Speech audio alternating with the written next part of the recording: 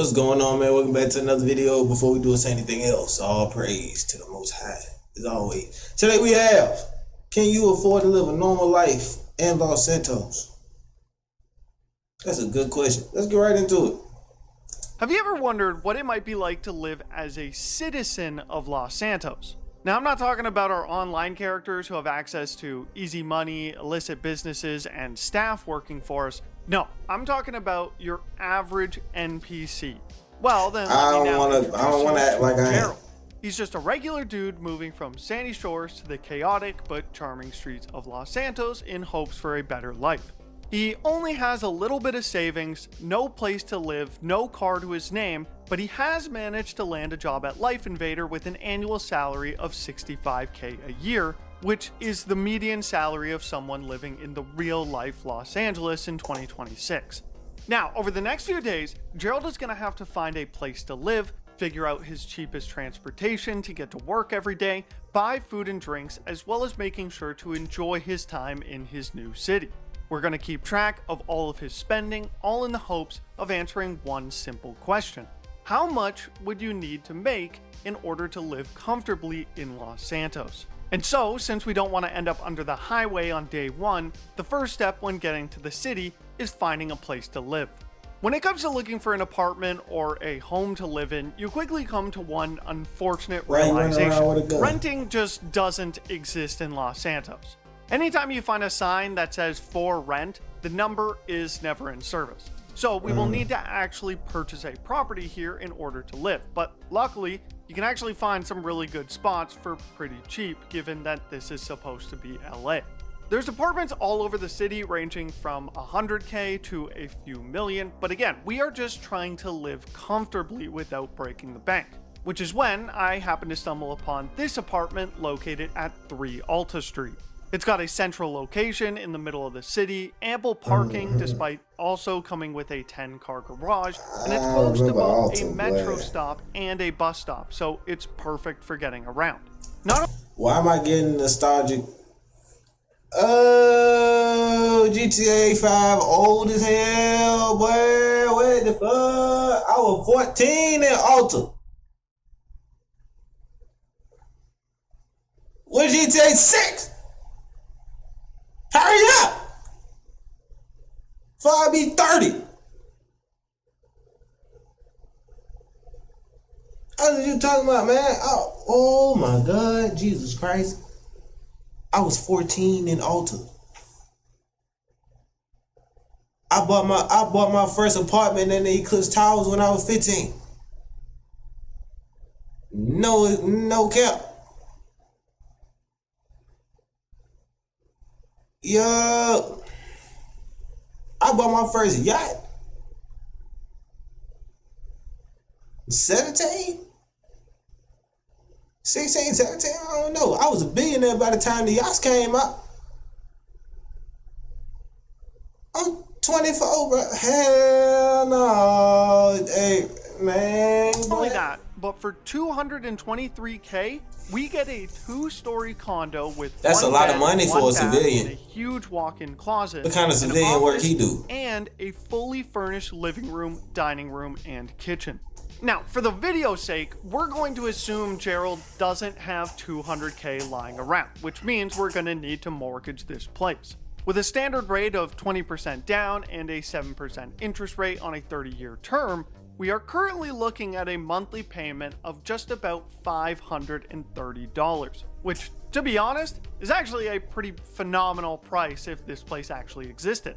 I mean, look at this place. It is absolutely gorgeous, right? But there's a catch. I need to go and get a consider mortgage. that all apartments in Los Santos get charged a $75 property fee every day. What this fee is actually for, I still have no idea. That's used to piss me off. But nonetheless, hey, bro. Before I got rich, you would sit there and had 20,000. That shit hit. That's gonna hit. Now you ain't got enough money to fix your car. Man, what? Hey, now you ain't got no money for no ammo. and you'd have just shot at somebody. Man, come on, bro. That used to piss me off. I wonder if I still be getting charged, even though I've been AFK, MIA for over a year. Still have no idea after like 13 years. But nonetheless, a $530 mortgage fee plus $75 each day brings his average monthly bill to around $2,800. Meaning the property fees are actually the bulk of his expenses for his house. Despite that though, for $2,800 still, this place is not all that bad. Yeah, it's pretty accurate to real life. Place and got a good night's sleep. But it is now Monday morning and bro has to go to work. And his first thought is to take the bus to work since the Life Invader office isn't too far away. But our Gerald quickly realizes a really big problem. The public transport is absolutely terrible. Not only is it terrible, but it's actually just non-existent. I mean, buses just don't come, like, at all. You can see them driving around, but they literally never stop to actually pick anyone up. At this point, Gerald is terrified because he's about to be late for work on his very first day. Luckily, however, a random stranger comes by and is nice enough to give him a ride to work and make it on time. Except Gerald got scammed.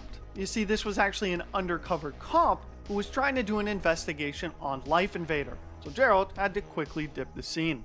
Now it's his second day, so Gerald tries the metro today, but quickly finds out that it's almost just as bad as the bus routes. The metro does at least pick people up, and there is a stop right by his work, and it's free, but it is so inconsistent that he couldn't possibly rely on it for getting to work on time every day, so that becomes a last-ditch effort.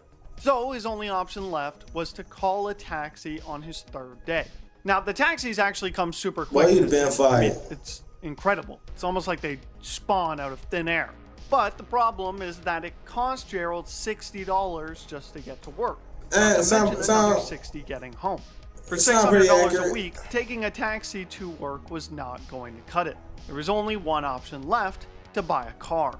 Vehicles in Gerald's price range were pretty limited due to the rising inflation of cars within the city. But he did manage to find a brand new pickup truck for $30,000. But due to his mortgage payment, Gerald doesn't have the money to buy it outright. So again, with 20% down and a 7% interest rate on a 5-year term, he's looking at a monthly payment of around $430. Now, there are some really big upsides that come with owning a car in Los Santos, but there's also one major downside. The upside is that the car insurance here is absolutely immaculate. Tired of them. If your car is destroyed or rendered inoperable by a third party, Mors Mutual, the company that has a monopoly on all car insurance in the city, will give you a brand new car, same make and model, for no extra charge. And not only is the insurance great, but they also provide you with a personal mechanic that will deliver your car wherever you want. Now, the downside is that these services cost you $50 a day.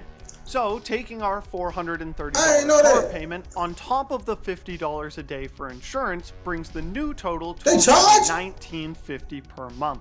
And despite this maybe being controversial, Mors Mutual charge? You gotta pay for them?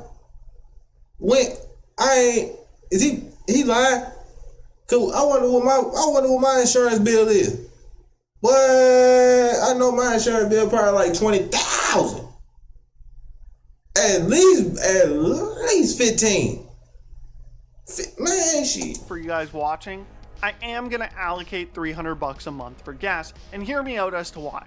The reason for this is that if you shoot the gas tank on your car and let the gas pour out, the car stops working, meaning it does need gas to run. Not to mention there are gas stations everywhere around the city, so it seems reasonable to think that the citizens actually use them despite us not needing to. So that brings our monthly car cost to $22.50, which does seem like a lot, but it is still cheaper than taking a taxi to work every day. Okay, so we've got a place to live and we've finally got a car. But it's been 3 days in the city now and Gerald has not eaten anything, so let's figure out his food budget. Now, Los Santos suffers from a major problem of having the only sustenance you can actually buy be pop, candy, chocolate, cigarettes, and beer. And I don't even think you can call half of those sustenance.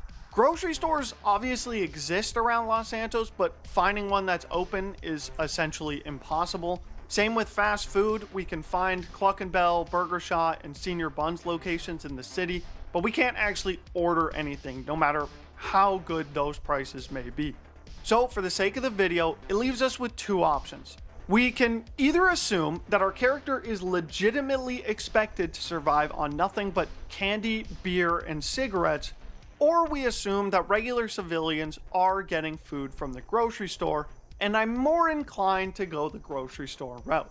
Around our apartments, we can find fruit, milk, and wine, implying our Gerald has found a grocery store to get this stuff. And what's nice is that despite the inflation that has plagued the vehicle and housing markets in Los Santos, food prices have virtually stayed the exact same. So if we simply look at the stats of an average monthly grocery bill in LA from 2013, it's likely that Gerald is spending roughly $300 a month on food. We got a place to live, we got a car, and we got... I'm glad my mama ain't named me Gerald. Gee. Could you imagine? You ain't never had a kid. I'm pretty sure me named Gerald had a kid. Alright, let me just move on. So here's the real kicker. There's one really important thing that most Americans have in their budgets: health insurance. The average person in LA spends anywhere from $100 to $500 on their monthly health insurance. And if Los Santos had any health insurance, it would probably be even more than that.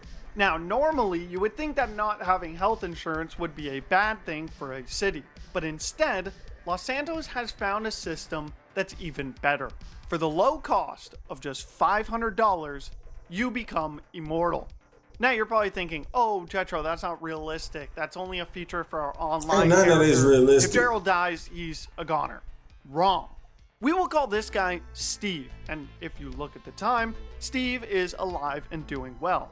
Unfortunately, a very freak accident has rendered Steve not alive and not well, but it's okay because just a bit later, he's back on the street ready to head to work the next day and every other day till the end of time.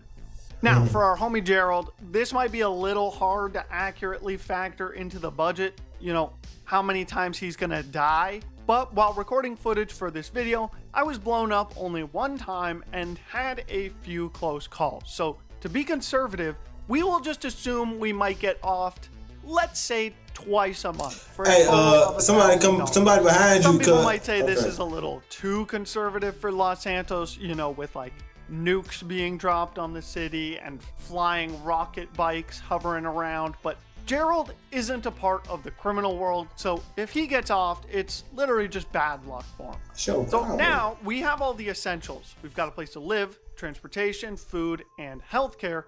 Now we get into the fun stuff. On our days off, there are a bunch of activities that we can spend our fun money on. Nightclubs, strip clubs, going to the casino, shopping, the movies, going on rides at the pier. But there is also a bunch of activities that don't cost a dime, like playing golf or darts, spending the day at the observatory, or a road trip down to Mount Chiliad. It's crazy because you do that more than the other stuff. We will just say that Gerald will indulge in each of the paid activities once per month, and fills the rest of his free time with free activities. We will allocate $50 to the casino and $50 to go shopping. The strip club is also technically free, but we will say that he gets a few drinks for $10, but everything else has set prices. So seeing a movie costs $20, nightclub has a $100 entry fee, and going on rides at the pier costs $10 each. So that brings our monthly fun money to around $250, which I think is actually pretty reasonable. And one thing that I forgot to add on was our phone bill. While this is an expense we never have to actually pay for, it's implied that Gerald does. In our apartment, we can find a sticky note on our fridge that reminds us to pay the... I just thought about something. You already got somebody in the game named Gerald, and you're going to name him Gerald, so you're going to make Gerald call it Gerald? Is Gerald ever going to go see Gerald? Battle of Gerald. Phone bill.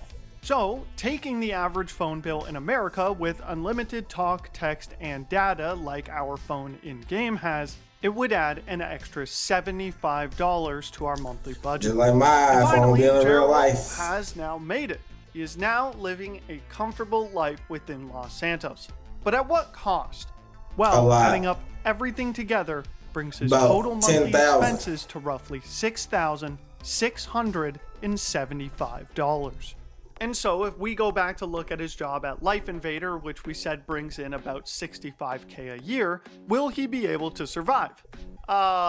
Simple answer is no. No. He's going into about an average of $1,200 a month in credit card debt just to live in Los Santos. However, there is a way that we can substantially get Gerald's costs down. If we had chosen the cheapest apartment in the city and the cheapest car possible, he would save about $2,000 a month on his apartment with the reduced property fee and about $300 on his car payments, with his new monthly total instead being only $3,595 with everything else included. Now, this comes at the cost of living in a place with rotting drawers, mold on the ceiling, and torn up carpets, as well as a car that goes 0 to 60 in 84 seconds, but it would keep him out of debt, and his job at Life Invader would be able to support him. But who knows, maybe we can do this again in November, and Gerald will be able to afford a cheaper lifestyle down in Vice City. But either way, I hope you all enjoyed, and I'll see y'all in the next one. Yeah, I ain't gonna lie, that's pretty accurate. You want to live without breaking the law, and I can't say comfortably, but maintain some sort of existence. Yeah, that's what you gotta do. I ain't gonna hold you. Yeah, you see what he did at the end. He had to go ahead and get that up. I ain't about to say too much if I get myself in trouble on this video. That's gonna do it for this video. Y'all eat some fruit, y'all get some money, and catch y'all in the next one.